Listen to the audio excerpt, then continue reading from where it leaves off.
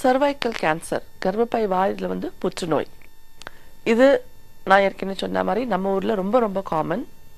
ஆனா இதுல வந்து ஒரு ரொம்ப பெரிய blessing என்ன அப்படின்னா நம்மளால இத வந்து early-ஆ டிடெக்ட் பண்ண முடியும். இன்ஃபேக்ட் அது வராம இருக்கிறதுக்கும் ஒரு வாய்ப்பு இருக்கு இப்பலாம். இத வந்து how can we prevent it? பொதுவா இந்த pap smears அப்படின்றது நீங்க எல்லாரும் கேள்விப்பட்டிருப்பீங்க. pap smear அப்படின்றது ஒரு ரொம்ப சிம்பிள் டெஸ்ட். கைனகாலஜிஸ்ட் பண்ணுவாங்க அத. ஒரு 30 இயர்ஸ்ல இருந்தே or even 25 வயசுல இருந்தே இந்த pap smear பண்றது ரொம்ப நல்லது. Every 3 years இது வந்து at least once in 3 years பண்றது ரொம்ப நல்லது. இந்த pap smear நெகட்டிவ் வந்ததுன்னா இதோட நம்ம 3 இயர்ஸ்க்கு அப்புறம் அடுத்த ஸ்மியர் பண்ணா போதும். வேர்ல்ட் ஹெல்த் ஆர்கனைசேஷன் WHO அப்படின்னு கேள்விப்பட்டிருப்பீங்க. இவங்களோட ரெக்கமெண்டேஷன் நம்மள மாதிரி தேர்ட் வேர்ல்ட் கண்ட்ரீஸ்க்கு என்னன்னா அட்லீஸ்ட் ஒரு pap smear 40 இயர்ஸ் பிளஸ்ல பண்ணணும்.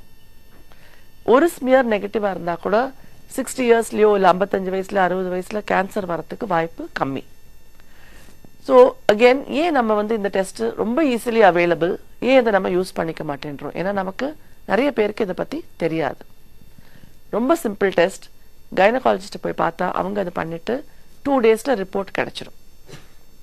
இந்த ஸ்மியர்ல என்ன விதமான ரிசல்ட் நமக்கு வரத்துக்கு சான்ஸ் இருக்கு? ஒன்னு நார்மல் வரும், முக்காவாசி பேருக்கு நார்மல். ரெண்டாவது வந்து கேன்சர்னு வரலாம். இது வந்து அவ்வளவு காமன் கிடையாது. இது ரெண்டுத்துக்கும் நடுவுல டிஸ்காரியோசிஸ் அப்படின்றது ஒரு மெடிக்கல் டேர்ம். இது என்னன்னா நார்மலும் கிடையாது, அப்நார்மலும் கிடையாது. ஆனா கேன்சருக்குள்ள ப்ரீ கேன்சர் சேஞ்ச் இது. இதுலயே 3 ஸ்டேஜ் இருக்கு. எந்த ஸ்டேஜ்னு பொறுத்து இதுக்கு உள்ள ட்ரீட்மெண்ட் வந்து டாக்டருக்கு கொடுக்க முடியும். கேன்சர், இந்த சர்வைக்கல் கேன்சர் வந்து ஒரு வைரஸால ஏற்படுது அப்படின்னு கண்டுபிடிச்சிருக்காங்க. இந்த வைரஸோட பேர் வந்து HPV, that is human papilloma virus. இந்த HPV வைரஸ்க்கு அகேன்ஸ்டா ஒரு வேக்சின் கண்டுபிடிச்சிருக்காங்க. இதுக்கு HPV வேக்சின் அப்படின்னு பேரு. இது வந்து 3 டோஸ் எடுத்துக்கணும். 0, 1 and 6 இல்லனா 0, 2 and 6. that is வேர்ல்ட் ஃபுல்லாவே 2 கம்பெனிஸ் தான் இந்த மார்க்கெட் பண்றாங்க. அதனால தான் இந்த வித்தியாசம் டோசேஜ்ல. ஆனா 3 டோஸ் எடுத்தீங்கன்னா கம்ப்ளீட்டா கேன்சர் பிரிவென்ட் பண்றதுக்கு வாய்ப்பு இருக்கு. இத வந்து ஒரு மில்லியன்ஸ் ஆஃப் விமன், 1000 இல்ல லட்சக்கணக்கான விமன்ல இதெல்லாம் வந்து ட்ரையல் பண்ணிட்டு தான் இந்த வேக்சினை இன்ட்ரோடியூஸ் பண்ணிருக்காங்க.